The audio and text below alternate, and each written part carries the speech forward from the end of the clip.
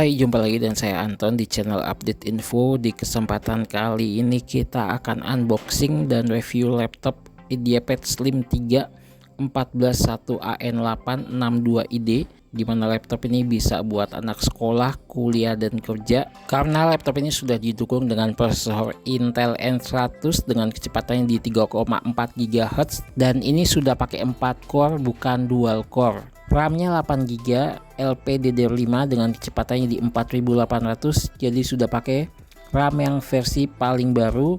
Dan laptop ini mendukung buat pemakaian multitasking, buat browsing, dan buat main desain seperti kayak Photoshop atau Canva atau edit video ringan. Laptop ini sudah mendukung. Saat video ini dibuat, harga pasarnya di angka 5299. Sekedar info aja, di awal tahun 2026 ini ya, untuk ke bulan kedepannya ini harga laptop akan naik terus ya, karena dari RAM dan SSD-nya harganya sedang naik tinggi. Untuk pembelian laptop ini kelengkapan yang didapat di dalamnya ada kartu garansi, manual book, charger, dan tasnya di sini model backpack. Untuk warnanya yang saya review ini adalah Arctic Grey. Prosesor Intel N100 ini sangat lancar untuk tugas-tugas kantor, ngetik dokumen, dan multitasking sederhana. Untuk game ringan, laptop ini masih bisa seperti buat game-game jadul ya, seperti game e-sport ringan pada resolusi rendah, settingan 720p, seperti GTA 5 atau game emulator, namun bukan buat game berat. Prosesor ini dirancang untuk efisiensi bukan performa tinggi. Laptop dengan Intel N100 ini menawarkan daya tahan baterai yang lebih baik dan harga terjangkau. Sekarang kita bahas untuk spesifikasinya. Laptop ini sudah pakai Intel N100 dengan kecepatannya up to di 3,4 GHz, pakai 4 core, 4 thread dengan smart cache-nya 6 MB. Untuk RAM-nya 8GB, LPDDR5 4800. Untuk RAM-nya dia onboard, nggak bisa di-upgrade. Untuk SSD-nya 512GB NVMe. Layarnya 14 in Full HD dengan panel TN. Sudah pakai Windows 11 dan sudah pakai bundling Office Home Student 2024. Laptop ini garansinya 2 tahun dari Lenovo Indonesia. Untuk keamanan, webcam ini dilengkapi dengan privasi shutter dan cara kerjanya cukup simpel, tinggal digeser ke kiri dan ke kanan saja. Fungsinya supaya kita aman dari hacker yang mencoba mengintip melalui webcam ya. Layar 14 in Full HD dengan panel TN dengan bezel tipis yaitu di bagian kiri kanan atasnya. Untuk bagian keyboardnya, laptop ini belum dilengkapi dengan keyboard backlit, dan untuk laptop ini untuk speakernya ada di sebelah kiri dan di sebelah kanannya ya. Biasanya speaker itu di bawah laptop, tapi ini ya di sebelah kiri dan di sebelah kanannya. Dan untuk tombol powernya dia tidak menyatu dengan keyboard, posisinya ada di pojok sebelah kanan atas. Saat mencoba untuk mengetik di bagian keyboardnya, laptop ini masih bisa bilang cukup nyaman untuk kita mengetik.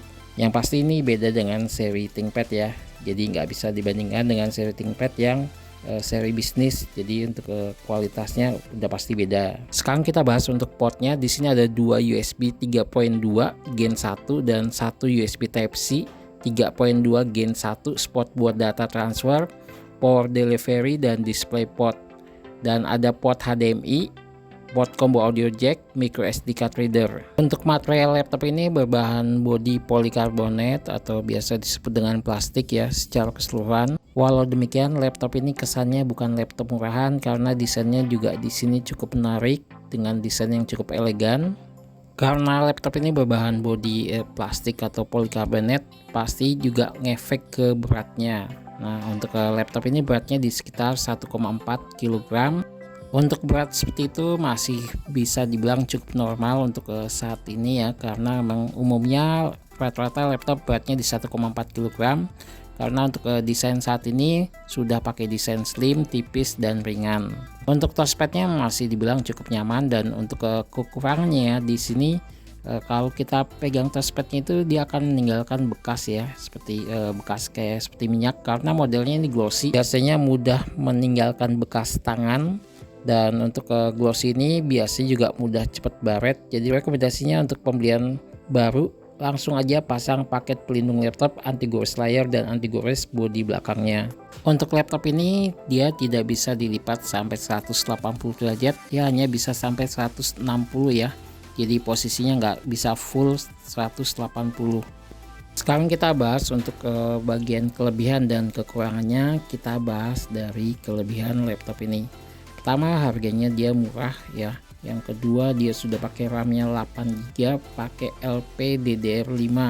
Kebanyakan brand lain masih pakai DDR4, ini sudah pakai LPDDR5, jadi speednya udah pasti lebih tinggi dan lebih cepat ya. Yang ketiga, untuk tombol powernya dia tidak menyatu dengan keyboard yang posisinya ada di pojok sebelah kanan atas, dan ini keunggulannya kalau ada masalah dengan tombol powernya dia tidak perlu ganti paket dengan keyboardnya karena dia terpisah dengan keyboard. Yang keempat, dia sudah dilengkapi dengan privasi shutter, jadi berguna saat lagi online orang tidak akan bisa mengintip. Kekurangan dari laptop ini, keyboardnya belum backlit. Yang kedua, masih layarnya Full HD dengan panel TN. Yang ketiga, dia materialnya plastik. Untuk harganya menurut saya udah cukup worth it dengan spek yang didapat. Jadi tinggal menurut kalian gimana nih? Spek ini sudah cocok dengan kebutuhan kakaknya dan worth it nggak untuk harganya?